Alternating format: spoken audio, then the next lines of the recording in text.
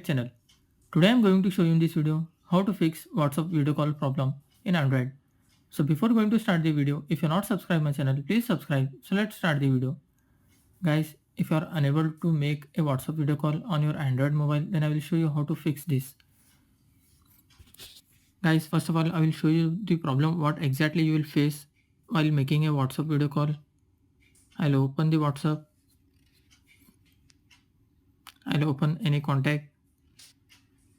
Then if you try to call a video call, you can see you are unable to make a video call. Now if you try to call a voice call, guys, you can see we are unable to call a voice call. So let's try and fix this issue. You need to long press your WhatsApp icon. Just click on the app info. In this you can see permissions. Just click on the permissions. In this you can see some of the permissions which are allowed, and below you will find some of the permissions which are not allowed.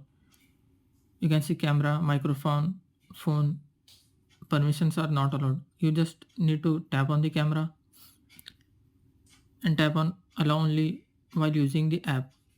Then go back, tap on the microphone, and you need to do the same. Just tap on allow only while using the app. Then go back, tap on the phone, tap on the allow, then go back.